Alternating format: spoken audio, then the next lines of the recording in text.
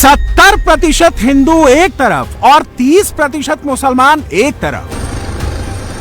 पश्चिम बंगाल चुनाव से पहले पोलराइजेशन का पैडल दबा दिया गया है। पोलराइजेशन का लॉन्च पैड है बाबरी और लॉन्चिंग की डेट है 6 दिसंबर। बात बाबरी से शुरू हुई और एटम बम तक पहुंच गई। जमीयत के मदनी ने मुसलमानों को कॉल दे दी है। जो फिरकापरस्त ज़हनियत डरती है, मैं कहता हूं वो एटम बम से इतना नहीं डरती जितना इस्लाम से डरती है। शुरुआत ममता बनर्जी की पार्टी ने की। ममता के एमएलए हुमायूं कबीर ने मुस्लिम बहुल मुर्शिदाबाद में बाबरी मस्जिद तामील कराने का वादा कर दिया, पोस्टर लगवा दिए और तारीख बताई 6 दिसंबर। 6 दिसंबर को क्या हुआ था ये बताने की जरूरत नहीं है। 6 दिसंबर अयोध्या से जोड़ता है, 6 दिसंबर राम मंदिर से जोड़ता है, 6 दिसंबर नरेंद्र मोदी के हिंदुत्व से जोड़ता है, 6 दिसंबर बीजेपी से जोड़ता है। मोदी से नफरत करने वाले मुस्लिम लीडर 6 दिसंबर को बाबरी से जोड़ते हैं। बाबरी को शहीद बताने वाले मदनी बंगाल चुनाव से पहले मुस्लिम मोबिलाइजेशन का सर्किट ऑन कर रहे हैं। हम मुसलमान हैं, इस्लाम को छोड़कर किसी और रास्ते को हम नहीं अपनाएंगे। इस्लाम पर हम जीते हैं, इस्लाम ही पर मरना चाहते हैं। हमारे मजहब से दुनिया डरती है, हमारे खिलाफ प्रोपेगेंडा करती है, हमें बताती है कि ये दहशतगर्दों का मजहब है। मुसलमान को कहते हैं कि मुसलमान गैर मुस्लिम को जीने का हक नहीं देता। बिहार चुनाव के तुरंत बाद और बंगाल चुनाव से पहले ममता के एमएलए हुमायूं कबीर ने 6 दिसंबर को पॉलिटिकली यूज करने का प्लान बनाया। हाँ, वो तो बाबरी मस्जिद का शिलान्यास होगी 6 दिसंबर। स्टेट का मेरा नेता सब लोग को संहति दिवस भी उद्यापन होगी। मैं यहाँ का बेलडंगा में एक बाबरी मस्जिद 3 साल के लिए काम चलेगी। 6 दिसंबर के लॉन्च पैड पर होने वाला पोलराइजेशन ममता बनर्जी को सूट करता है। यह पोलराइजेशन बीजेपी को भी सूट करता है। बीजेपी क्या चाहती है? बीजेपी बंगाल में 70% हिंदू वोट का 70% हिस्सा चाहती है और टीएमसी चाहती है कि उसके पाले के हिंदू भागे नहीं और मुसलमान उसके साथ एकजुट रहें।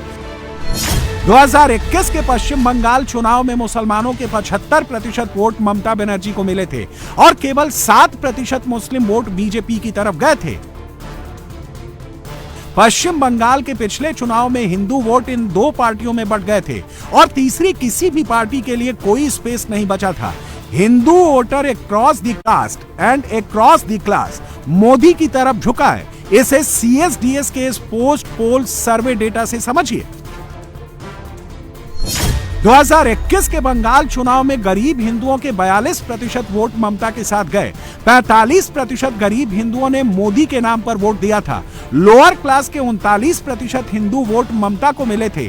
50% lower class Hindu vote Modi को मिले थे। मिडिल क्लास हिंदू के 38% वोट ममता को मिले थे और 52% मिडिल क्लास हिंदुओं ने मोदी के नाम पर ईवीएम का बटन दबाया था। अमीर हिंदुओं के 35% वोट ममता के साथ और 48% वोट मोदी के साथ गए थे। हिंदू वोट का सैंपल समराइज करके बताएं तो 2021 के विधानसभा चुनाव में ममता बनर्जी को लगभग 39% हिंदू वोट मिले थे और मोदी को लगभग 49% हिंदू वोट मिले थे। ममता बनर्जी सिर्फ मुस्लिम वोट से बंगाल चुनाव नहीं जीत सकती, उनको थोड़ा कम ही सही मगर हिंदू वोट भी चाहिए। हिंदुओं को बीजेपी की तरफ भागने से रोकने के लिए ममता एसआईआर को मुद्दा बनाती हैं और मुसलमानों को जोड़कर रखने के लिए दीदी टीएमसी के मुस्लिम नेताओं को बाबरी करने की खुली छूट देती हैं। ममता बनर्जी ने चौथी बार एसआईआर के खिलाफ प्रोटेस्ट रैली निकाली। इस बार दीदी ने मुस्लिम बहुल मालदा को चुना। আমরা তো একবারও বলিনি যে তুমি স্পেশাল ডিভিশন করবে না, আমরা তো একবারও বলিনি তুমি সেন্সাস করবে না, তার জন্য সময় লাগে। ইলেকশনের সময় এত বড় ক্ষুধা, এত কিসের ক্ষুধা? তোমরা জমিদার জোরদার কোটি কোটি টাকা বানিয়েছো, একবারে নোটবন্দি আর এসআইআর নামে গণবন্দি ভোটবন্দি, লজ্জা করে না? दरअसल बिहार चुनाव के नतीजों ने ममता बनर्जी को डरा दिया है। ममता का डर क्या है? ममता बनर्जी का डर ये मैप है। बिहार चुनाव के बाद पूरे हिंदुस्तान में दो ही बड़े राज्य हैं जहां भगवा रंग नहीं चढ़ा है और जहां 2026 में चुनाव है। एक राज्य है पश्चिम बंगाल और दूसरा है तमिलनाडु। तमिलनाडु की जीत अभी मोदी से दूर है, लेकिन अगर मोदी ने 26 में बंगाल और 27 फिर से यूपी को जीत लिया तो पूरा उत्तर भारत, पूरा पश्चिम भारत, पूरा पूर्वी भारत भगवा ही भगवा रंग में नजर आएगा। तब ऐसा लगेगा जैसे पूरे भारत पर मोदी का राज है। इसी डर से ममता ने बाबरी प्रोजेक्ट को लॉन्च कर दिया, लेकिन दीदी की पार्टी ने इसकी पूरी तैयारी नहीं की। इंडिया टीवी रिपोर्टर ओंकार सरकार मुर्शिदाबाद में बाबरी वाले लोकेशन पर पहुंचे तो वहां ग्राउंड पर कुछ अलग हालात मिले। मुर्शिदाबाद के बेलडंगा इस इलाका में इसी जगह पर हुमायूं कबीर ने कहा था कि बाबरी मस्जिद बनेंगे, तो ये बाबरी मस्जिद का नींव इसी जगह पर रखे जाएंगे। लेकिन आखिर तक जैसे कि देखा गया, इस जमीन के जो मालिक है उनके तरफ से यहाँ पर टीन के चद्दर से घेर लिया गया और यहाँ पर सीधी तौर से लिखा गया है बाहरी कोई भी लोग यहाँ पर किसी भी तरीके से अंदर नहीं जा सकते और इस जगह पे पेट्रोल पंप बनाए जाएंगे। तो यानी कि इस जगह पे किसी भी हालत में यहाँ पर बाबरी मस्जिद नहीं बनाने दिया जाएगा। मस्जिद तो है, अब नहीं देख रहा क्या? अरे मस्जिद यहाँ है। अच्छा, तो मस्जिद की क्या जरूरत है? अच्छा, तो ये हुमायूं कबीर कहना है कि हुमायूं हम नहीं जानते हैं, पहचानते हैं। वो तो विधायक है तो क्या है, वो अपन जगह में है, वो तो अपन जगह पे है। हम महल आदमी, हम अपना जगह पे है। जहाँ मस्जिद नहीं है जिस इलाका में वहाँ पर बनाएंगे, यहाँ पर है, बगल में है मस्जिद। ममता बनर्जी के राज्य में मुस्लिम बहुल मुर्शिदाबाद में ममता का मुस्लिम बोर्ड अपनी मस्जिद दिखाकर कहता है कि हमारी मस्जिद आबाद है, हमें बाबरी नहीं चाहिए। सोचिए, मुसलमान को बाबरी नहीं चाहिए, लेकिन टीएमसी के नेता बाबरी पर ही बावरे हुए जा रहे हैं। मेरा शेड्यूल उसी है, 6 तारीख आने दीजिए, रखूंगा, यही बात है। दादा, आपने जो जमीन को चुना था उस जमीन पे तो देखा गया है कि टीन के चद्दर से घेरा गया है, वहाँ पर कोई भी नहीं आ सकता, उस जगह पे एक पेट्रोल पंप बनेगा, ऐसे पोस्टर भी लगे हुए हैं उस जगह पे। तो आप करेंगे कहाँ पर, ये नींव कहाँ पर रखेंगे?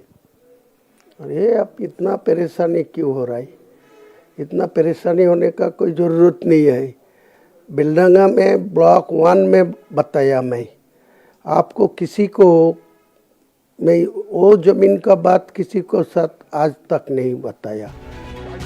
बाबरी की पिच पर बीजेपी भी आई। रक्षा मंत्री राजनाथ सिंह ने गुजरात जाकर बाबरी पर एक बयान दिया।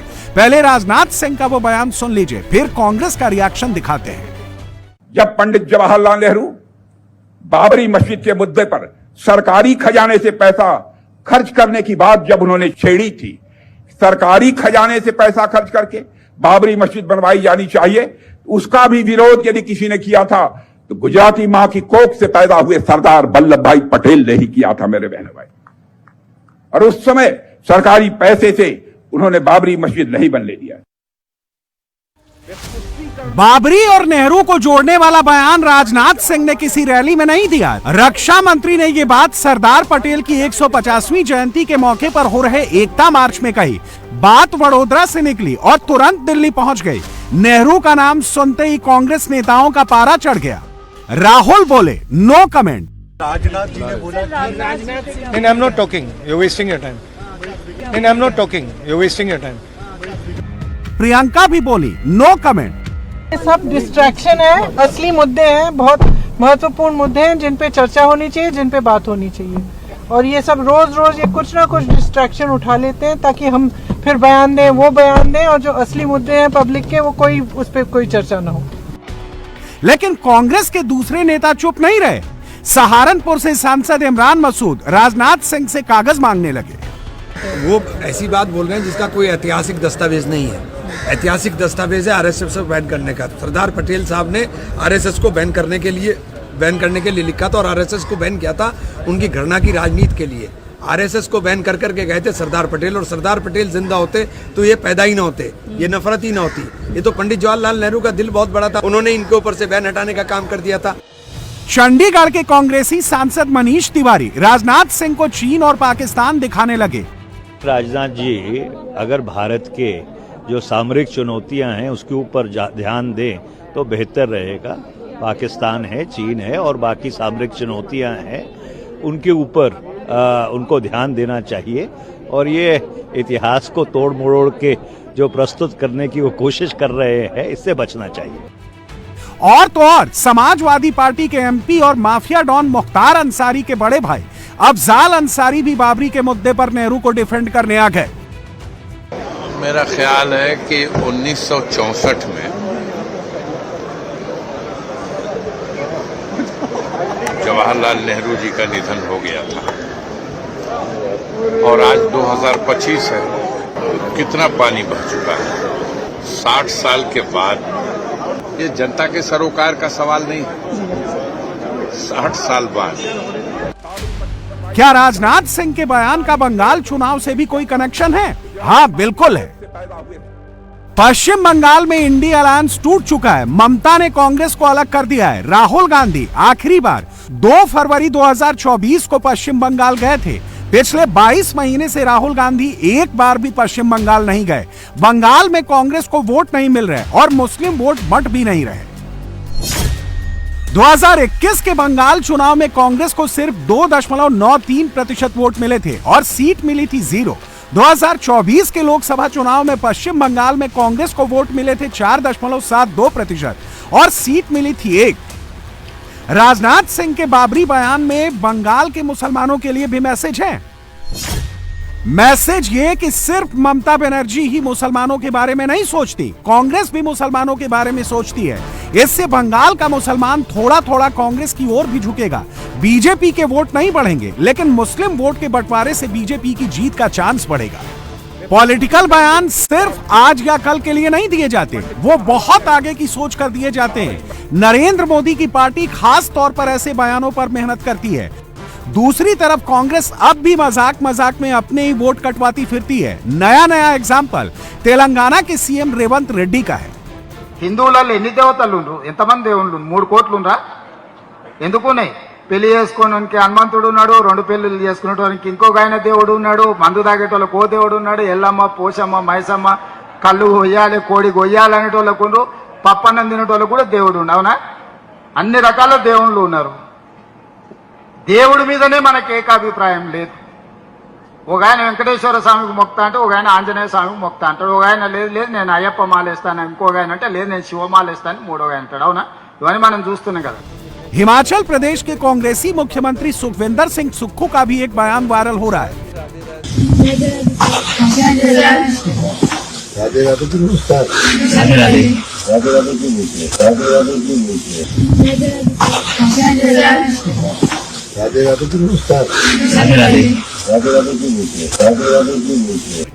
बीजेपी के लिए ये बिन मांगे फुल टॉस गेंद मिलने वाली बात है। उसने सिक्सर लगाने में देरी नहीं की। कांग्रेस पार्टी के अंदर भारतीय संस्कृति और हिंदू धर्म के प्रति किस सीमा तक अवमानना, तिरस्कार और घृणा भरी हुई है, वो बरबस छलक कर सामने आ जाता है।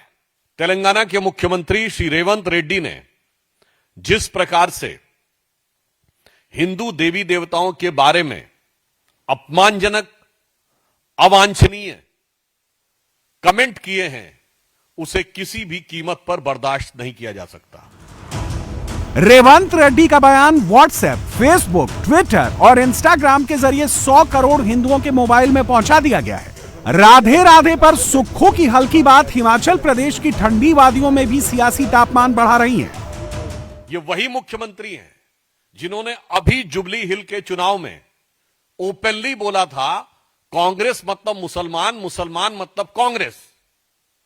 आपको पूरा तहे दिल से मुस्लिम समाज के साथ जाइए, कोई समस्या नहीं है। आप हम सफर, हम प्याला, हम निवाला, हम राज हो जाइए, हमें कोई समस्या नहीं है। मगर हिंदू धर्म के देवी देवताओं को गाली देंगे तो यह बर्दाश्त करने योग्य नहीं है। दक्षिण से उत्तर में आ जाइए तो हिमाचल के मुख्यमंत्री सुक्खू साहब का एक वीडियो वायरल हो रहा है जिसमें बच्चे उनसे राधे राधे कह रहे हैं, तो कह रहे हैं राधे राधे कहने की क्या आवश्यकता है। हिंदू चाहे यूपी का हो या बंगाल का, बिहार का हो या असम का, पिछले 11 साल में हिंदू इतना तो बदल ही गया है कि अब वो अपने देवी देवताओं का मजाक उड़ाने पर खामोश नहीं रहता, वो जवाब देता है। हिंदू सड़क पर उतरकर हंगामा नहीं करता, वो ईवीएम का बटन दबाकर फैसला कर देता है। बंगाल में 5 महीने के अंदर फैसले की वही घड़ी आने वाली है। पाकिस्तान के फील्ड मार्शल आसिम मुनीर का राइट हैंड कट गया है और काटा शहबाज शरीफ ने है। मुनीर ने अपने एक खास आदमी की